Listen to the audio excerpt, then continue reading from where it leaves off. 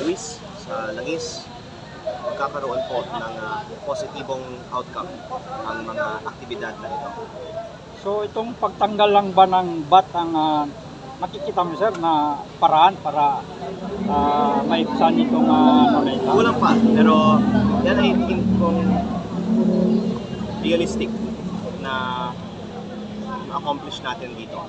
Dahil yung fuel excise tax, tinatanggal na nga ayon sa bagong itinasang batas. Pero ang fuel excise tax, alam natin ay 6 pesos lang para sa diesel. At ang VAT naman, habang tumataas ang presyo ng diesel, tumataas din yung VAT.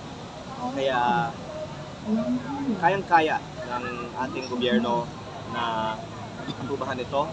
Pero muli, parang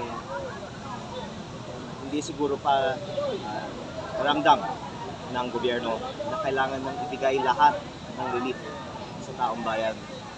Kaya sana makakatulong po itong unang hakbang, pero ang plano po kasi ay hindi lang ito ngayong araw. In fact, kahapon nandito na po ang iba. At araw-araw po may mga karagdagang mga taga-Batangas na dadalo dito at hindi po tayo titigil hanggat napababa. At sabihin magtatagal pala itong grupo na ito dito sir? Opo, ang ibang mga kasamahan natin dito ay mula kahapon pa nandito at nag-overnight pa. At masaya naman tayo dahil actually magkakilala naman ng mga kasama natin dito. We're all from the same place. Pero mas maganda syempre kung hindi lang ang mga taga-Batangas, kung hindi ang buong sambayanan ang magpakita ng suporta para sa panawagang ibaba ang VAT, ibaba ang presyo. So ano masasabi mo sa yung 5,000 na pinamumod nila sa mga magandang katanungan yan. Alam nyo, sa NCR pa lang, ang malaking numero ng mga PUV drivers na nabigyan ng subsidiya. At sa buong Batangas, halos wala pang nabigyan. Tinanong ko ang iba kong mga kasamahan sa Kongreso kahapon, halos sa buong bansa siguro masasabi natin, sa labas ng NCR, wala pang nabigyan ng kahit anong ayuda. Samantala, araw-araw ang mga PUV drivers ay nagbabayad ng mas mataas na presyo ng langis na pinapatungan ng VAT. Kaya ang problema hindi lang yung kakulangan ng pera, pati na rin yung kabagalan ng distribusyon ng ayuda, yung pila, yung inconvenience, yung paggawa ng listahan. Kaya sa tingin ko, kung hindi ibababa ng gobyerno ang VAT, kawawang-kawawa ang maraming mga PUV drivers natin na hindi nabibigyan ng ayuda. Kaya kailangan para lahat ay makinabang, tanggalin na lang yung VAT sa langis.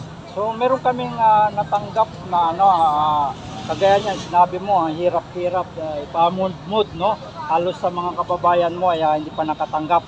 So meron kaming narinig na na kung mas maigi daw na yung mga dambuhalang kumpanya ng langis na lang ang kinausap ng ating gobyerno, na sila na lang na kakausapin para hindi na babayaran na lang sila, kumbaga, at hindi na yung pamumod-mod. Wag lang wag lang mag-adjust ng presyo ng langis. Anong nakikita mong solusyon doon sa kung tama ba 'yon? Ang problema naman, sinasabi nila, kulang ang supply ng langis.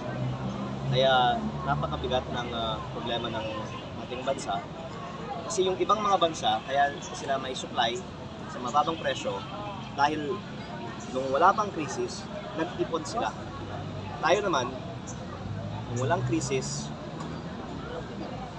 malaki na ang inuutang natin para sa mga hindi naman kinakailangang gastos. At ngayon na may krisis, hindi kaya ng ating gobyerno na i-subsidize ang langis para makababa ang presyo.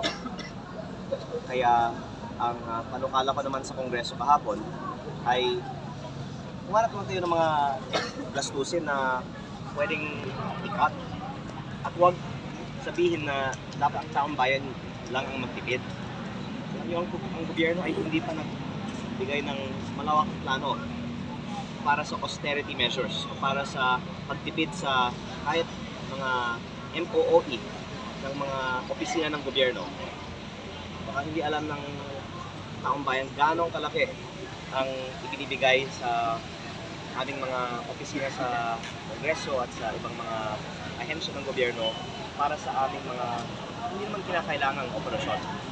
At kung sinasabi nila, hindi pwedeng tanggalin ang VAT sa langis dahil sabihin mo 100 billion ang mawawala dahil sa pagtanggal ng fuel excise tax.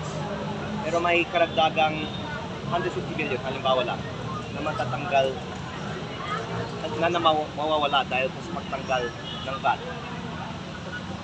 Kailangan natin kumanap ng 250 billion. Kung mas ganito ang pagbaba ng VAT ng 12 to 10%, baka 250 billion ang mababawas na buwis ng gobyerno.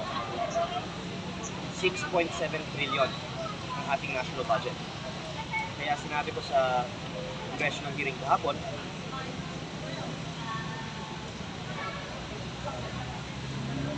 dapat imandato ng gobyerno lahat ng mga ahensya gumawa ng savings para mabuo itong 250 billion pesos na pwedeng bawasan ng tax collection sa taong bayan. Eh yung kinukoy nila pa lang ay 25 billion.